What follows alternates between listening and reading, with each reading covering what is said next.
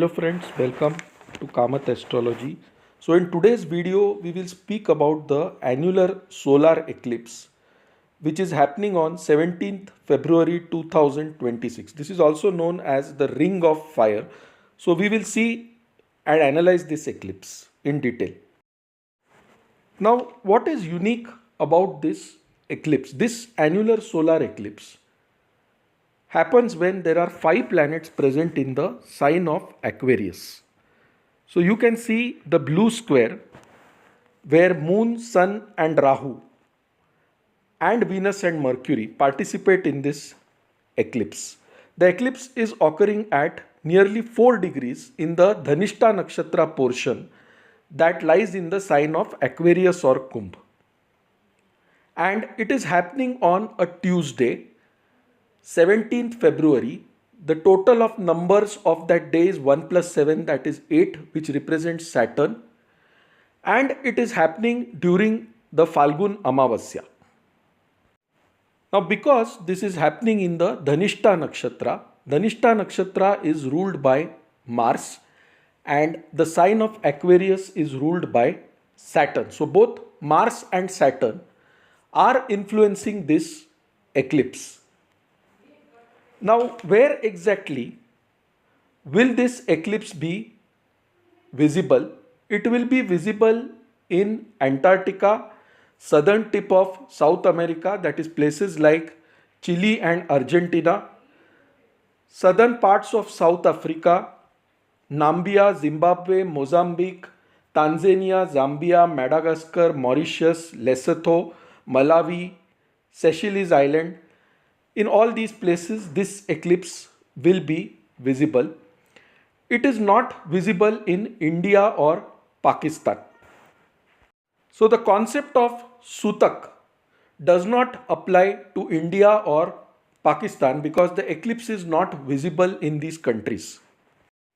However, wherever this eclipse is visible, the Sutak period or the Sutak time applies. We will understand what exactly is Sutak and all in the later portion of this video.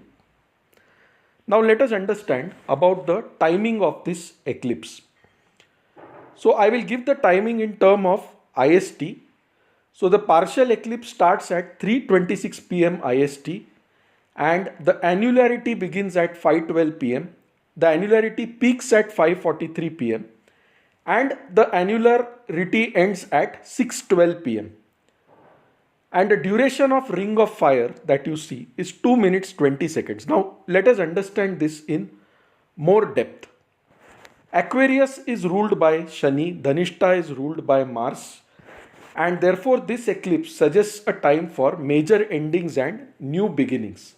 Aquarius is a sign of collective thinking, humanitarian goals, and so this eclipse moves us towards that direction. Now, what exactly is happening during this eclipse? Like any solar eclipse, the sun, moon and earth are in a straight line, almost straight line. However, the moon's shadow does not completely cover the sun. There is a small ring-like portion at the boundary of the sun or the periphery of the sun. So you can see this ring of fire there. Remaining portion of the sun gets completely covered. Now we will understand why our ancestors used to tell us many things during the solar eclipse. Mainly, they asked us not to go out during the solar eclipse, not to have food during the solar eclipse. The temple doors were closed during the solar eclipse. Why was all this suggested? Were they fools or was this superstition? Today's generation says this is superstition, but there is a deeper logic behind this. We will try to understand that logic in this video also. So first, let us understand that the sun is the ultimate source of energy because of which all life is sustained on this earth. Now, on our planet Earth, there are many bacteria, there are many microorganisms that are not visible to the naked eye. However, if these microorganisms were to invade our body, then it can kill us or it can make us prone to diseases. So the sun is like a police inspector, when the inspector is in the police station or he is on rounds, the crime rate is less. But when the inspector is not in the police station, is not in the place where he is supposed to be, criminals can take over and wreak havoc. The same principle applies during the eclipse. Now, during the eclipse, what happens? The moon's shadow is covering the sun, and therefore the sun's rays get blocked for a very little period of time. So that is the time when the police inspector is not around, and the criminals, that is the virus, the bacteria, the fungi in the environment, that can wreak havoc. It can grow exponentially. The sun's UV rays actually act as a natural sanitizer, and they are blocked in this time period. So what happens to the food during this time period? On the food that we see during this time period, bacteria can grow exponentially. Viruses can inhabit hosts slowly, and fungi can also grow exponentially in this time period. Now, when you look at a dish of food during the time of the eclipse, you will not understand anything. It looks like a normal food. But this is the time when bacteria can grow exponentially. It can contaminate the food. Consuming food during the eclipse can introduce harmful microbes inside our body. And months later, these microbes can show their effect in the form of illness or other problems to our physical body. Now, this is like slow poisoning. The effect is not seen immediately, but the food you consume is actually contaminated by the exponential growth of bacteria that is not visible to the naked eye. And once it enters your body, slowly it will start destroying the immunity of your physical system. So this was the reason why your ancestors said don't have food during the eclipse. However, there are people who are ill, there are people who are on medication, there are old people who cannot stay hungry for the whole day. So what our ancestors did is they put a piece of kusha grass or tulsi leaf into the food and water. Now typically what happens during an eclipse? You can see a rise in the tides in the ocean during the eclipse. This is because the moon pulls the water upwards. Now what is the human body made up of? It is made up of 70% water. So what is happening outside is also happening in your human body. And the water also is contaminated during this time period. The food is contaminated during this time period. So what our ancestors said is instead of throwing out that food or that water, you add a strand of kusha grass or a small tulsi leaf to the water. Now what exactly does tulsi leaf or kusha grass do? It acts as a natural anti-radiation and antibacterial shield, placing it in the food or water during the eclipse. That will help to preserve the purity of that food and prevent microbial growth. So kusha is like a natural insulator against negative radiation or waves, and tulsi leaf contains mercury, which is also effective against various types of radiations. Now what our ancestors said is during the eclipse you fast for the whole day. Why did they say that? Because fasting allows the body to conserve energy which is spent on digestion. If you have food during the eclipse, anyway you are having contaminated food, and the body's digestive system also slows down during this time period, making it harder to process that food which is already contaminated. So when you do fasting, what happens? It allows your body to conserve the energy that is spent on digestion. And where is this conserved energy redirected? It is directed to the body's natural healing and detoxification process, thus strengthening the immunity against the increased microbial activity in this time period. So, if you observe during the eclipse, the animals and birds also don't eat anything. In fact, in real life, if you observe, when an animal falls sick, it does not eat anything, and then its body's immune system automatically starts healing. This is known as autophagia in terms of modern science. So, ideally, you should stop eating a few hours before the eclipse. If you have food and water prepared in that time, you add kusha grass or tulsi leaves to that food and water so that that food does not get contaminated. Try to stay indoors to avoid the harmful ultraviolet rays that can harm you in this time period, because the environment outside is not good, and that is why people used to say that pregnant ladies should not go out during the eclipse, because the atmosphere is not good in that time and it can cause long term harm. Now, wherever the eclipse is visible, there is a concept called as Sutak kaal. Sutak kaal can be thought of as a quarantine period. What happened when COVID happened? The government forced everyone to remain indoors. So, similarly, during Sutak kaal, or the period when the eclipse is active, or just before it is active, what happens is the atmosphere becomes very impure due to the radiation and negative energy during the eclipse. So, this is why our ancestors told us to stay indoors, meditate more, or chant mantras during this time period. Sun is the universal soul, moon is your mind and emotions, and both get afflicted during the eclipse. So, meditation, chanting mantras, all that helps to purify the mind and keep it stable during the period of the eclipse. Now, during the eclipse, you may observe that the temple doors are also kept closed.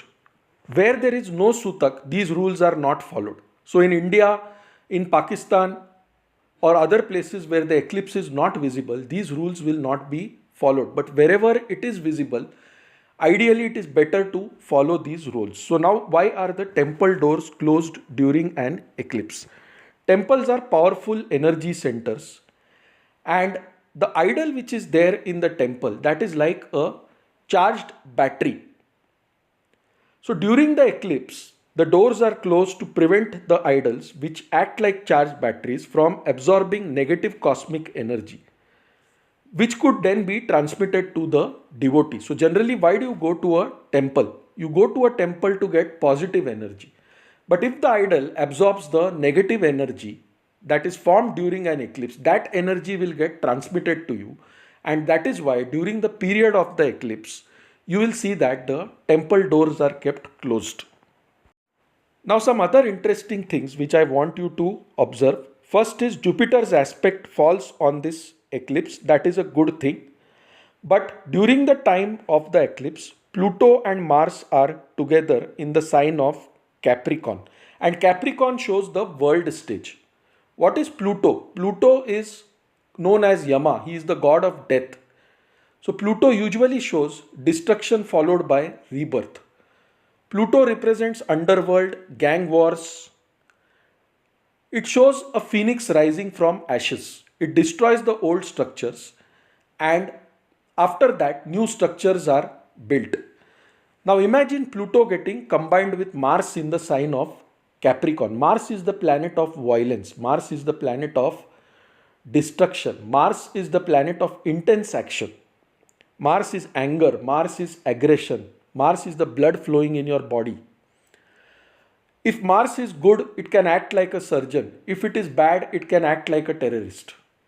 So when Mars combines with Pluto, gang wars increase, terrorists become active, terror activities increase, the world goes into chaos. So this eclipse shows a turning point wherein the world may face more and more wars in the coming days.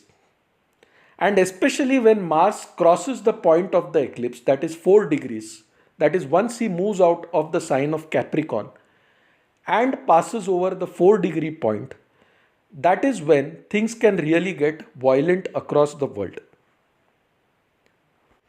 The unique part of this eclipse is that 5 planets are participating in the eclipse directly right now. And it is happening in a Saturnian sign. Aquarius is the sign ruled by Saturn. Inside that there is Dhanishta nakshatra. Dhanishta nakshatra is ruled by Mars. Dhanishta nakshatra is a Tikshna nakshatra or a Tamsik nakshatra. It shows rhythm. It is represented by the Damru of Lord Shiva. And therefore, this is a very powerful nakshatra. Another thing I want you to observe is when the eclipse is happening, both Neptune and Saturn are at 6 degrees in the sign of Pisces. I made a separate video on Saturn-Neptune conjunction. There are 2 parts to the video. Just 2-3 days back, I think I have put this video. So I request you to watch that video. Now, this conjunction can bring us face to face with reality because Neptune is illusion. So on the world front, you are going to see lot of changes once this eclipse happens. The wars will increase.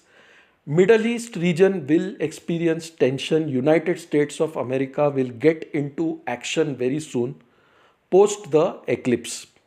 These things are going to happen.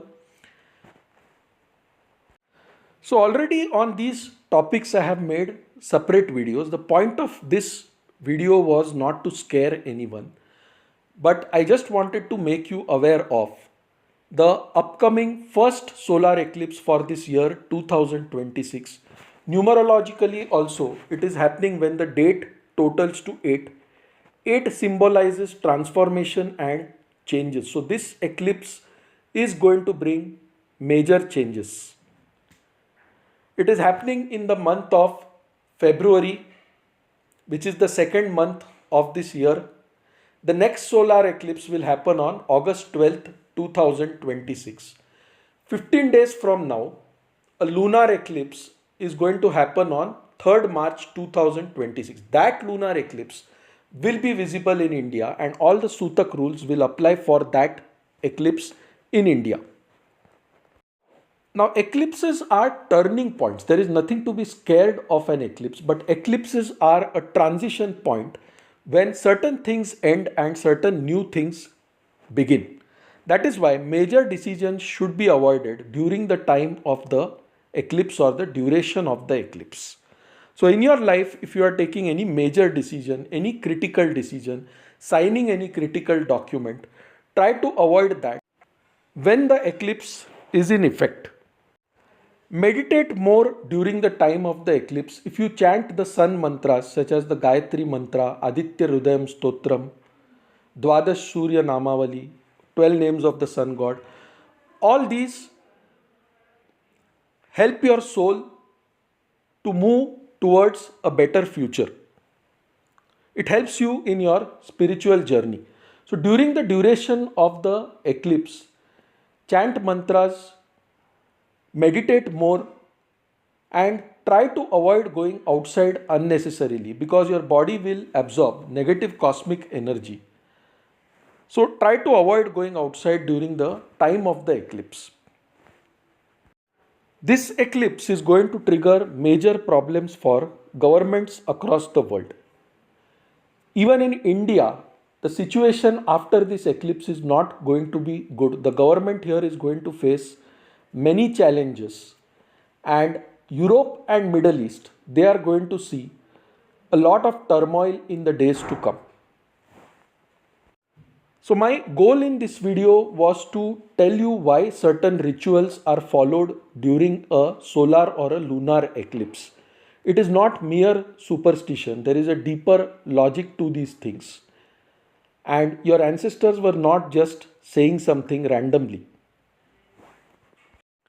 So friends, I'll conclude this video here. If you like this video, please mark it as liked on YouTube. If you have not subscribed to our channel, you can do so by clicking the subscribe button, so that when I add a new video, you are automatically notified. So friends, thanks a lot. Bye. Take care and stay safe. If you wish to reach out to us, visit our website astroseva.com tripod.com, or you can contact us on email at astrosevaworld@yahoo.com.